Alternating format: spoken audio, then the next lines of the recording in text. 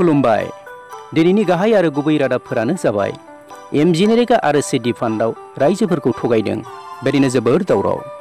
फोरमायनाय जायोदि रायजोफोरा बाक्सा जिल्लानि उदालगुरि गामियाव भिसिडिसिनि चेयारमेन आरो मेम्बारफोरनि खामानि मावनायाव गोजोननो हायाखै।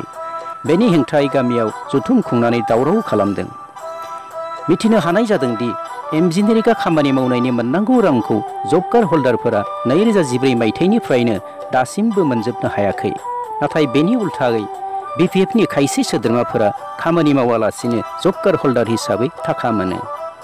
बेखौ नायबिजिरनो थाखाय कक्लाबारि बियाबनि एमसिएलए अनिप बसुमतारिया थांनाय 21 आगस्ट खालि उदालगुरि गामियाव मोनसे जयै रायजोफोरजों सावरायनाय जथुमाव बाहागो लायो आरो बिथाङा दुखु खालामना गोख्रोङै बुंदोंदि बेफोरबायदि खामानिया चेयारमेन, मेम्बार, जिआरएस आरो इन्जिनियारफोरनि रायजोफोरखौ इनाय गोसोयै थगायगुबै थगायनाय।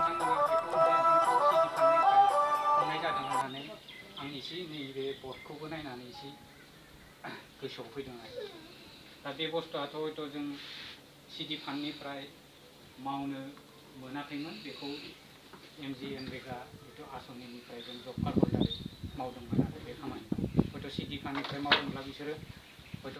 बेफोरखौ नायफामनानै दुखुथिया रायजोफोरनो बिपिएफ सरकारा थार बिजिरनाय आरो समानै दावगानाय होनो हायाखै, जायनि थाखाय दिनै बिटिसि सरकारनि गासै खुंथायावनो खाना नांदों।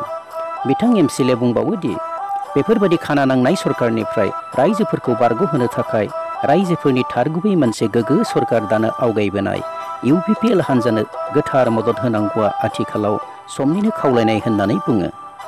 आरोबाव रायजोफोरा सिडि फान्डनि सायावबो सावरायनानै अजद दिखांदों दि गामिनि दोंसे लामाखौ 2014-15 मायथाइनि स्किमजों दाखालिसो ट्रलिनैल' अन्थाइ गारना मोनाबासो सानैसोल' मानसिफोरजों फेनला होदों होननानै बुंबावो। नाथायबा बे दोंसे लामाखौ रायजोफोरा एमजिनेरेगाजोंनो मावखांबाय होननानैबो बुङो।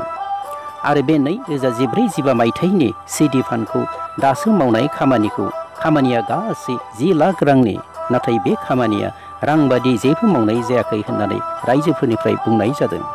मख'नाय जायोदि रायजोफोरा बेनि थाखाय खुद्रिखांदों आरो जयै बेनि हेंथायै गसंनो रायजोफोरा थांखि लादों।